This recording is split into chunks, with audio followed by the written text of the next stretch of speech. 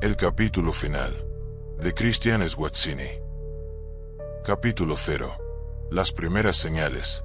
La carta llegó de madrugada, como una sombra entre la oscuridad de la habitación. Clark observó el papel doblado a máquina, sin firma, pero con el tipo de urgencia que solo se reconoce cuando el tiempo parece apretarse en el pecho.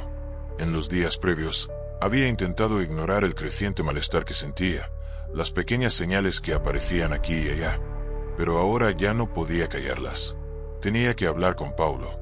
El padre Paulo, su amigo de la infancia, sacerdote en la Basílica de San Antonio de Padua, era la única persona que aún confiaba en él, la única que compartía su comprensión de las Escrituras. De algún modo, su amistad resistió el paso de los años, las distancias y los silencios. Y ahora, esa conexión era más crucial que nunca. Clark no esperó. Dejó todo atrás. El desorden en su apartamento, las notas dispersas sobre la mesa, y compró un boleto a Italia. La Basílica de San Antonio de Padua, un lugar modesto en comparación con otras iglesias de Italia, parecía intacta por el tiempo. Con sus muros sencillos, las luces cálidas y los ecos sutiles de pasos que resonaban en el pasillo, había una serenidad inquietante en su interior. Fue allí, en ese rincón de calma, donde se enfrentarían. El padre Paulo lo esperaba en una pequeña sala contigua al altar.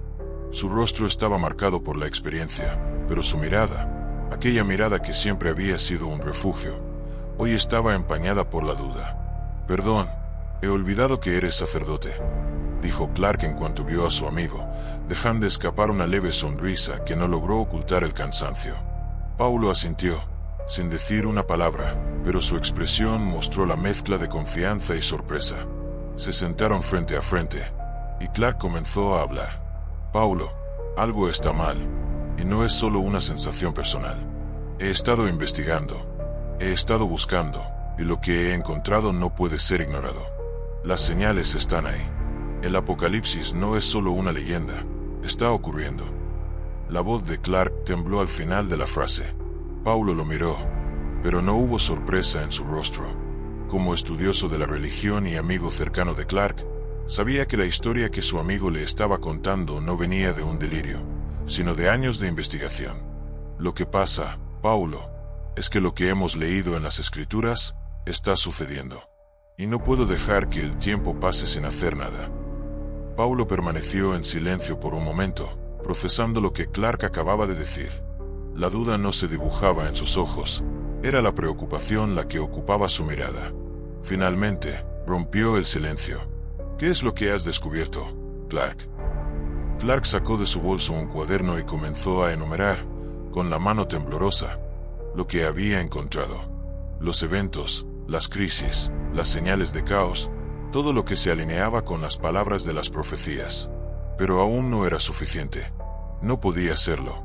El peso de lo que estaba diciendo parecía demasiado grande.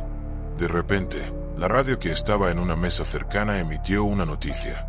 Al principio, la voz del locutor sonaba distante, como si fuera una transmisión más entre tantas. Pero al escucharla con más atención, Clark y Paulo se quedaron en silencio. Fenómeno climático sin precedentes. En la región del Pacífico Sur, una tormenta descomunal ha desbordado todos los registros. Las olas, que alcanzan más de 30 metros, azotan las costas de varias islas. Los científicos están perplejos, pues no hay ningún patrón en el clima que explique esta magnitud. Las autoridades locales han declarado el estado de emergencia. A medida que las autoridades analizan la situación, surge una incógnita preocupante. No hay precedentes para fenómenos de tal escala en este periodo de la historia. Clark y Paulo se miraron. Una sensación fría recorrió sus espinas dorsales. La tormenta, por inusual que pareciera, era solo una pieza en el rompecabezas. Un evento aparentemente trivial, un desastre natural más en las noticias, pero con el peso de las Escrituras gravitando sobre ellos, sabían que esto no podía ser una coincidencia. El padre Paulo, con una expresión pensativa, se recostó en su silla, mordiéndose el labio inferior.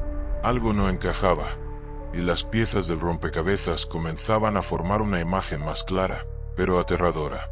«Clark, ¿y si todo esto es el principio del fin?», El llamado Anticristo está preparando su llegada. No es solo una tormenta, no son solo los desastres, es Él.